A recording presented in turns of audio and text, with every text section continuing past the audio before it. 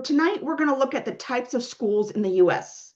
And the first one we're going to look at here is public schools. Obviously, many of your children go to public schools. Public schools are funded and paid for by the government. Who pays for them? You do through your taxes. People do. Who can go there?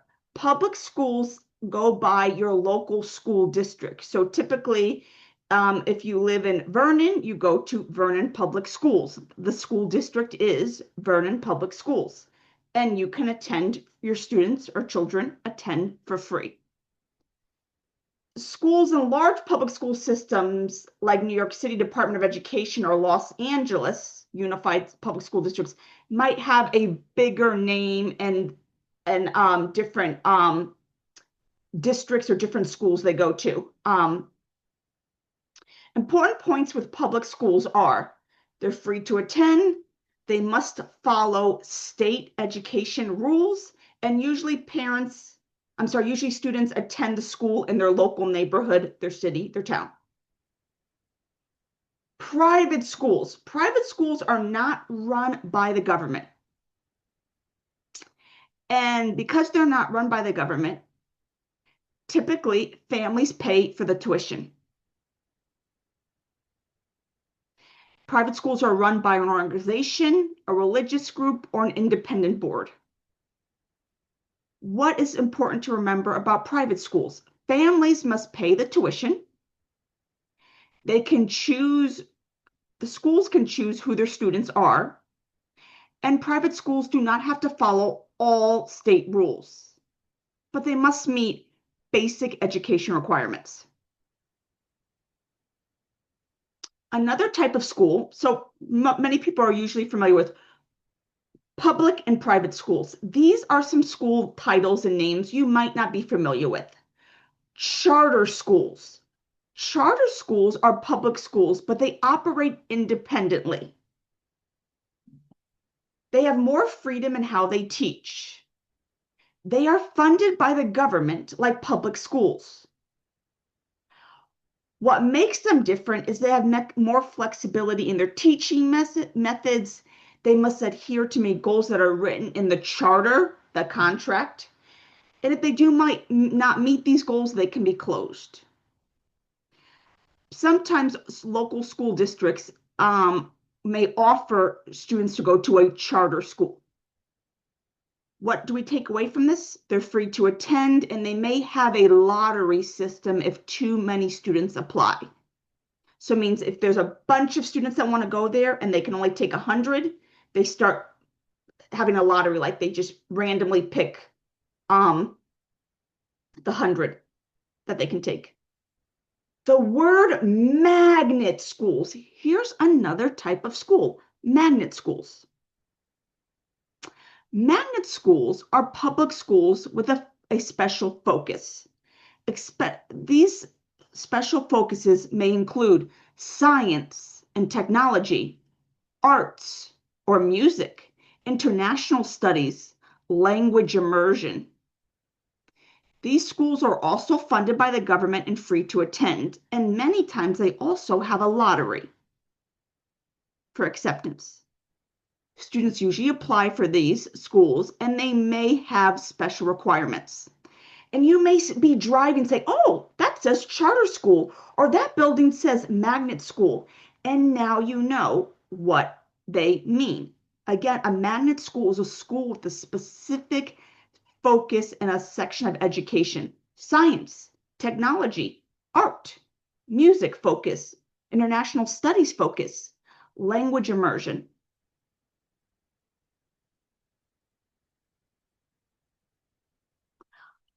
Also, as students look into high school, we have technical and vocational schools. These are usually for high schools. Schools that focus on job skills and career training. Students may study automotive technology or mechanics, how to fix cars.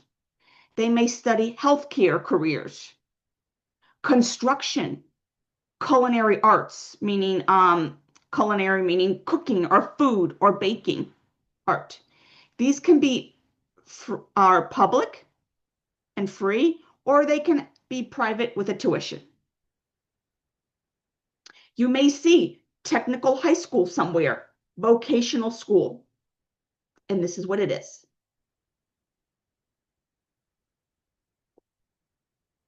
Another term you may see is parochial or religious schools. Parochial or religious school. Parochial schools are private schools run by a religious organization. Who runs them? Often churches or religious groups. Who pays? The family pays the tuition. For example, there are Catholic schools that might be run by a Roman Catholic church, Jewish day schools, Islamic schools. It is important to note that these schools teach regular academic, reading, writing, math, science, social studies, and religious education. You may hear the words outplaced. Sometimes students are outplaced.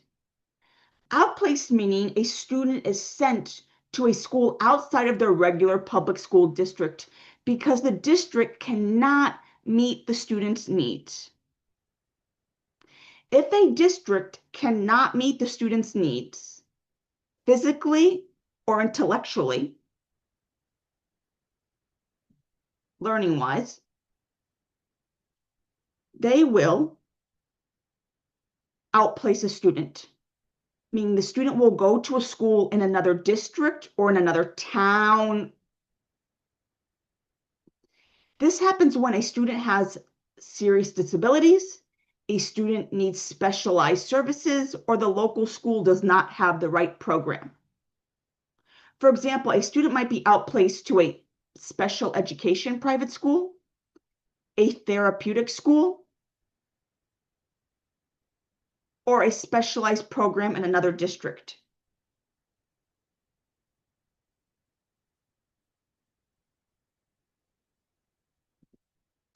Who pays when a student is outplaced?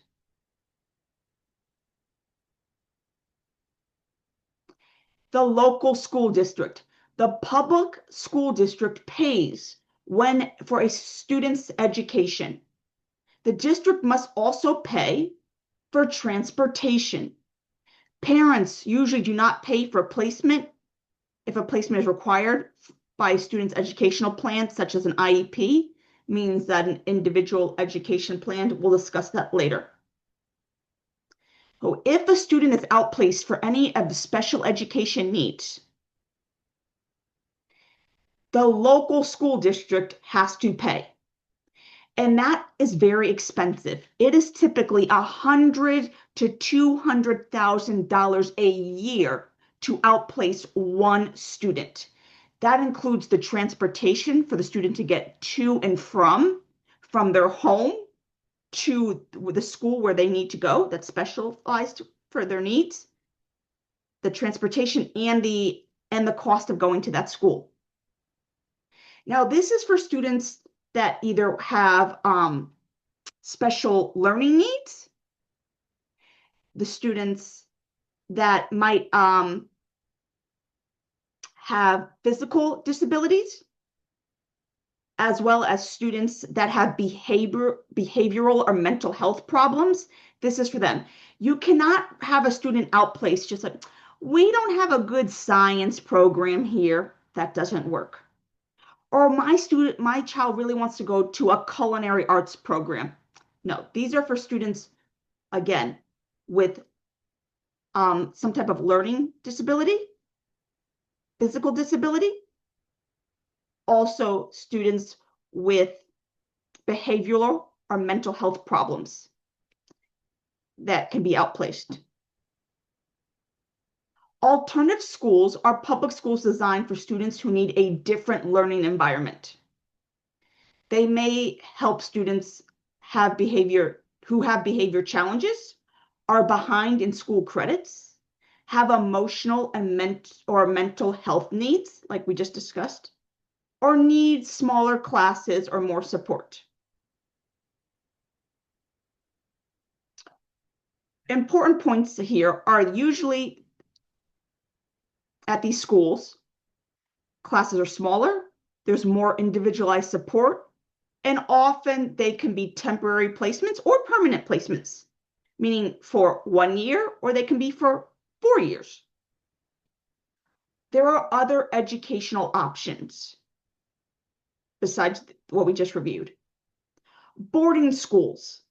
Boarding schools are schools where students live on campus during the school year. They live at the school. This is private, and usually private and very expensive. Families pay that for the tuition and housing. Some boarding schools specialize in college preparation, arts, therapeutic support. Lastly, there's the option of homeschooling, when parents teach their children at home instead of sending them to school. Parents are responsible for the materials and the instruction, and parents must follow state laws. These are the types of schools and educational services that are offered to students in America.